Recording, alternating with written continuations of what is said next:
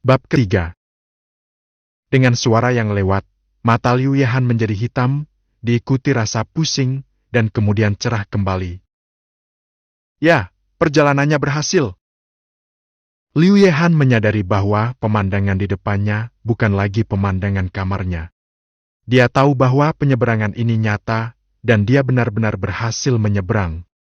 Berbeda dengan pertama kali terbangun di pinggir jalan, kali ini ia seolah menyeberang ke kamar hotel. Liu Yehan melihat sekeliling dengan waspada terhadap bahaya yang tiba-tiba.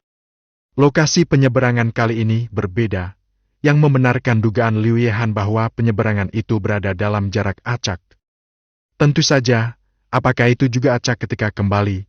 Saya harus menyeberang kembali untuk mengetahuinya. Perabotan di dalam kamar berantakan, meja dan kursi terjatuh ke tanah, bahkan tempat tidur pun dibalik lagi. Sepertinya seseorang sedang mencari sesuatu di sini. Namun meskipun ruangan ini berantakan, tidak ada noda darah yang tersisa di dalam ruangan, hanya barang-barang berantakan. Setelah memastikan bahwa ruangan itu tidak berbahaya, Liu Yehan pertama-tama menguji apakah dia bisa meninggalkan tempat ini kapan saja. Masih perlu menunggu hari seperti di dunia nyata. Berdasarkan keadaan kemarin, meski harus menunggu, tidak perlu menunggu selama 1 hari. Transversal. Siap menyeberang. Apakah kamu siap menyeberang? Tidak ada waktu tunggu dari dunia apokaliptik kembali ke dunia nyata. Mungkin karena tidak ada waktu tunggu, suara misterius akan memberikan Anda pilihan. Tidak. Liu Yehan buru-buru memilih tidak. Bercanda saja, ia melakukan banyak persiapan hingga berhasil menyeberang ke tempat yang relatif aman. Bagaimana dia bisa kembali seperti ini? Sekarang masalah keamanan telah terpecahkan, wajar saja jika kita menjelajahi dunia apokaliptik ini. Dilihat dari mobil-mobil yang saya lihat di jalan Kang Kiao sebelumnya, tingkat teknologinya tidak boleh terlalu jauh, setidaknya tidak banyak perbedaan dalam tampilannya. Liu Yehan pertama-tama memeriksa isi ruangan ini untuk melihat di mana informasi berguna dapat ditemukan, namun sayangnya, di ruangan ini, hanya nama hotel yang terlihat, dan tidak ditemukan informasi penting lainnya, seperti tanggal dan lain-lain. Namun, ia menemukan bahwa fasilitas di ruangan ini tampaknya cukup mewah, dan banyak tempat yang tampaknya menggunakan manajemen yang baik. Tentu saja, ini tidak berarti dunia harus lebih kuat dari dunia nyata. Mungkin saja hotel ini relatif mewah. Liu Yehan meninggalkan ruangan dengan hati-hati dan berjalan ke koridor. Desain hotelnya berupa desain koridor melingkar dengan teras besar di tengahnya. Berdasarkan nomor rumahnya, dapat dipastikan lantai ini merupakan lantai 10. Tidak mungkin untuk menilai seberapa tinggi total lantainya, tetapi menurut inspeksi visual, tidak boleh melebihi 25 lantai. Dia ada di lantai 1. Hotelnya rusak di mana-mana, dan koridornya dipenuhi berbagai macam produk berjamur, mengeluarkan bau apek, dan itu sangat tidak menyenangkan. Tampaknya itu adalah tempat di mana tidak ada orang yang tinggal sepanjang tahun. Liu Yehan mulai meraba-raba ruangan dengan hati-hati, karena takut zombie tiba-tiba muncul dari sudut. Liu Yehan memegang erat pipa besi di tangannya. Mungkin zombie di tempat ini ada di lantai lain, dan Liu Yehan tidak menemukan zombie apapun. Kamar di lantai 1 tidak banyak, hanya 12 kamar. Liu Yehan secara kasar memeriksa 12 kamar ini, dan memakan waktu hampir setengah jam. Di salah satu ruangan, Liu Yehan menemukan beberapa buku. Sebagian besar buku tersebut dicetak sekitar tahun 2105, dan buku terakhir adalah tahun ke-2109. 2109? Apakah ini kesalahan ketik? Di internet banyak orang yang sengaja mencetak ini tahun 2109. Bagaimana bisa? Namun setelah ditemukannya beberapa buku, dapat dipastikan garis waktu dunia ini pasti setelah tahun 2109, dan tidak mungkin untuk menilai berapa tahun setelahnya. Liu Yehan juga ingin menemukan sesuatu untuk memverifikasi dugaannya sendiri. Tetapi sepertinya dia tidak dapat menemukan informasi lain yang dapat memberikan referensi. Lanjutkan menjelajahi hotel ini, atau kembali dan menunggu cooldown skill transversal berikutnya? Setelah memikirkannya, Liu Yehan memutuskan untuk terus menjelajahi hotel ini. Bagaimanapun, ini adalah akhir pekan dan tidak ada kerjaan juga. Akan lebih menarik menjelajahi dunia di sini. Selain itu, tidak ada zombie di sini, jadi ini saat yang tepat untuk menjelajah secara resmi. Selama dia tidak menghadapi zombie dalam jumlah besar, pada dasarnya tidak ada masalah. Terlebih lagi, dia masih punya cara untuk kembali ke dunia nyata kapan saja dan keluar dari bahaya dalam sekejap. Ini memberinya keberanian besar untuk menjelajahi hotel. Lift di hotel sudah tidak tersedia lagi, dan Anda hanya dapat menggunakan tangga darurat. Dibutuhkan lebih sedikit usaha untuk turun daripada untuk naik. Liu Yehan memutuskan untuk turun dan mulai menjelajah. Buka pintu kebakaran dan temukan tangga kebakaran. Lampu di dalam tangga kebakaran telah berhenti bekerja, dan bagian dalamnya gelap gulita. Liu Yehan mengangkat telepon, menyalakan senter, dan menyinari jendela kaca di atas pintu kebakaran. Di bawah cahaya senter, samar-samar terlihat bahwa sisi lain pintu itu memang sebuah tangga. Di kaca, Liu Yehan menemukan sejumlah besar benda berwarna coklat tua di dinding, yang terlihat seperti warna darah. Penemuan ini membuat hati Liu Yehan tegang. Mungkinkah ada zombie di tangga? Liu Yehan mengubah arah pencahayaan ponsel agar dapat mengamati area yang lebih luas. Tiba-tiba, wajah busuk menempel di jendela kaca kecil. Meskipun Liu Yehan sudah bersiap di dalam hatinya, dia masih terkejut, dan dia mengambil langkah mundur. Bang bang bang. Zombie-zombie di tangga dengan marah menggedor pintu api dengan tangan mereka. Untungnya, arah terbukanya pintu api didorong ke dalam, dan arah serangan zombie adalah arah menutup pintu. Pintu api diayun dan diayunkan, seolah kuat. Itu akan rusak pada satu waktu. Liu Yehan terkejut, tapi untuk saat ini aman. Suara benturan menyebar ke kejauhan. Suara ini sepertinya menjadi kunci dunia yang sunyi, membuka dunia ini. Mengaum. Dalam sekejap, seluruh hotel sepertinya diaktifkan, dengan berbagai suara berdesir di lantai. Sial, bukan. Gelombang zombie? Liu Yehan dengan cepat mundur kembali ke koridor. Transversal bagian atrium yang berlubang, Anda bisa melihat sejumlah besar zombie muncul di lantai bawah, dengan cepat berlari ke arahnya. Zombie-zombie itu melompat dan memanjat. Saya harus mengatakan bahwa lantai hotel masih cukup kuat, untuk sementara memblokir serangan zombie-zombie tersebut. Raungan zombie berdesir di telinga Liu Yehan, dan dia merasakan detak jantungnya sendiri menjadi lebih cepat. Lift tidak tersedia, dan pintu kebakaran menghalangi serangan zombie. Liu Yehan masih aman untuk saat ini. Ledakan. Zombie-zombie itu masih menggedor pintu dengan keras, dan hantaman besar bergema di tangga. Semakin banyak zombie berkumpul di sini. Liu Yehan mendengar lebih banyak suara di koridor, dan para zombie mulai tertarik dengan suara zombie tersebut ketika mereka tidak dapat menemukan tempat lain untuk mendekatinya. Pintu kebakaran dipasang agar personel dapat keluar, sehingga arah bukaannya adalah membuka ke arah tangga. Zombie di lantai lain mencapai lantai ini melalui tangga tanpa tekanan, dan mungkin lebih banyak lantai yang rusak. Bang bang bang. Pintu api untuk sementara memblokir serangan zombie, tetapi untuk beberapa saat, pintu itu menjadi goyah. Pintu api yang awalnya kokoh gagal menahan pertarungan geng banyak zombie, sebuah pintu terbang keluar, dan kemudian gelombang besar zombie bergegas melewatinya. Liu Yehan bersembunyi di koridor, bahkan bisa mencium bau mayat yang menyengat. Transversal. Ya.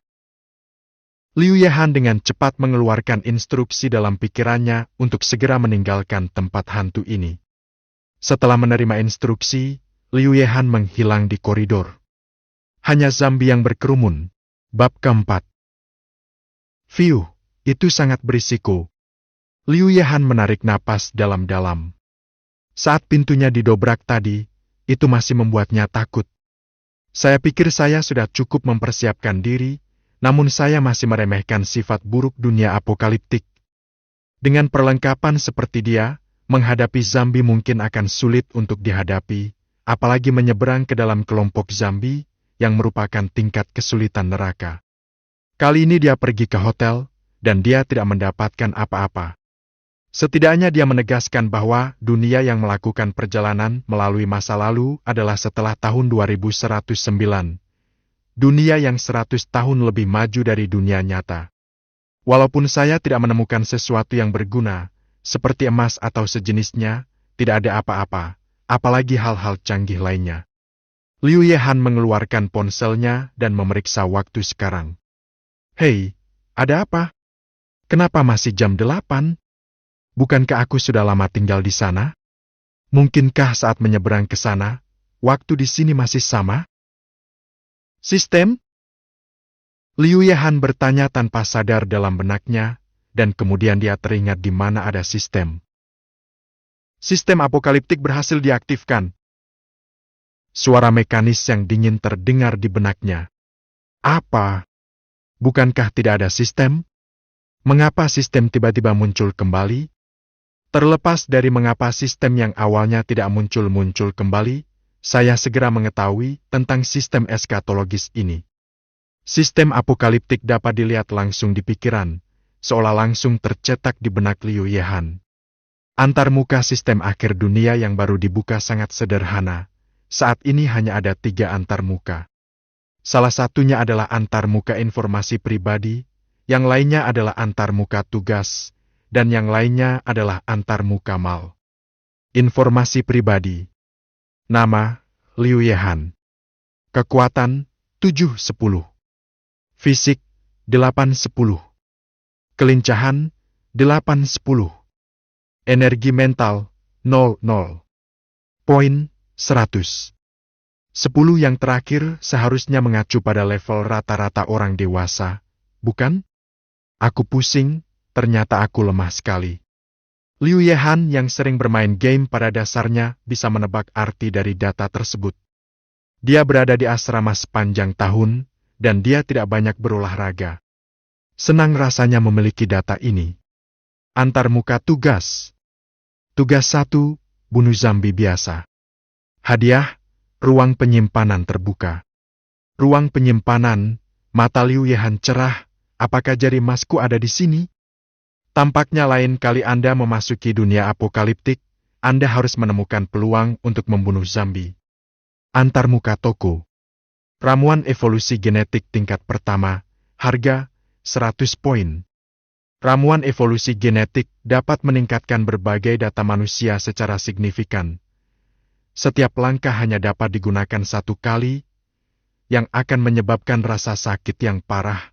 Harap gunakan dengan hati-hati. Saat ini hanya ada 1 barang di mall yang bisa ditukar. Liu Yehan tidak tahu apa lagi yang bisa ditukar, tapi melihat ramuan evolusi genetik pun bisa ditukar di mall, saya yakin akan ada lebih banyak hal di masa depan. Selama 100 poin, Anda dapat menukarkan sebotol ramuan evolusi genetik. Apakah Anda ingin menebusnya untuk mencoba? Liu Yehan kebetulan mendapat 100 poin. 100 poin ini merupakan hadiah untuk menyelesaikan misi pengalaman dunia apokaliptik kemarin pagi.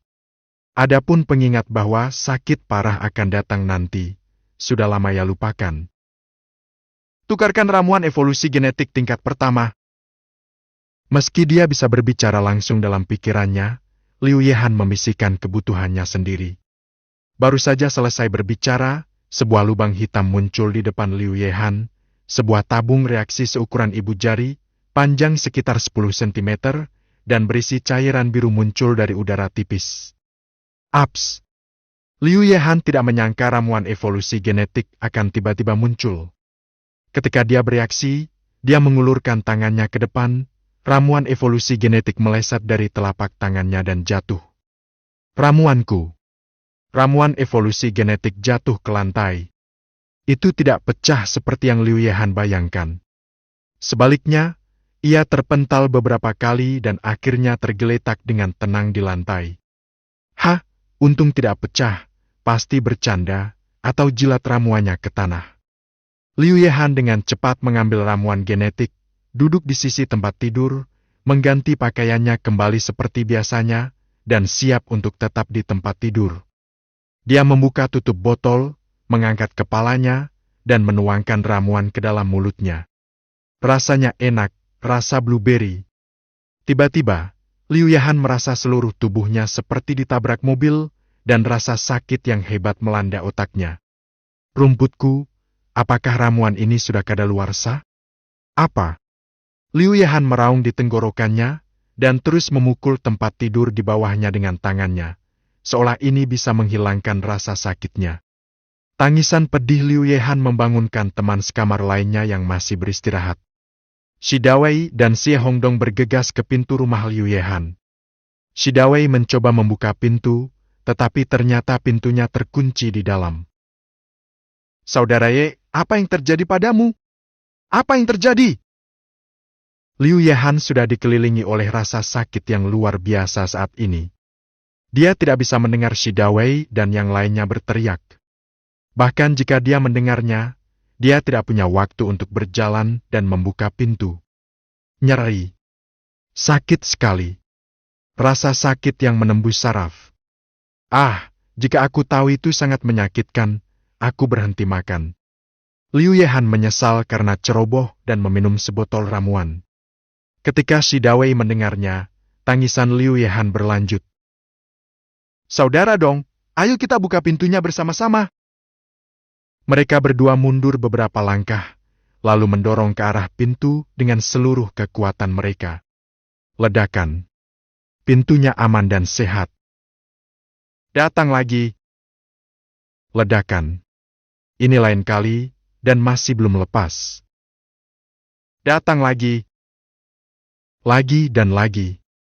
Saya tidak tahu apakah pintunya terlalu kuat atau kekuatan keduanya terlalu lemah.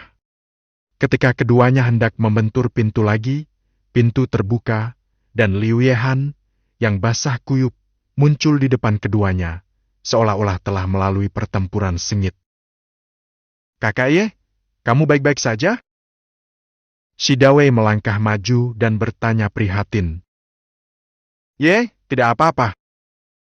Xie Hongdong sepertinya ketakutan dengan teriakan Liu Yahan barusan.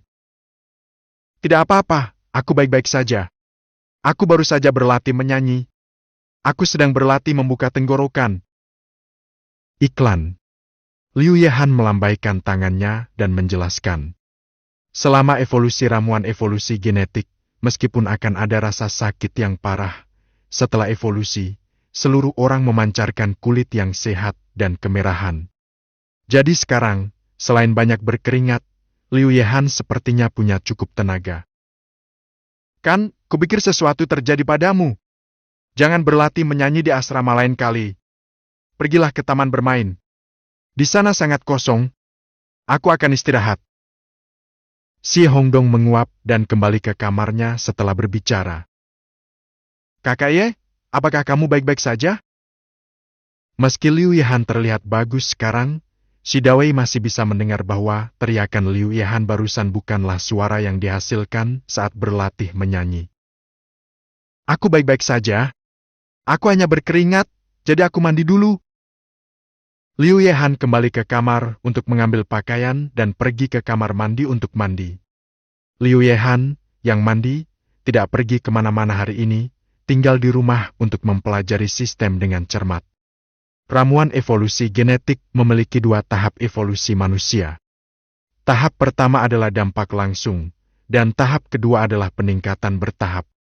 Keesokan paginya, Liu Yahan bangun pagi-pagi lagi, dan efek ramuan evolusi genetik mencapai tingkat terbaiknya setelah 1 hari. Liu Yahan memeriksa informasi pribadinya lagi. Informasi pribadi. Nama, Liu Yahan.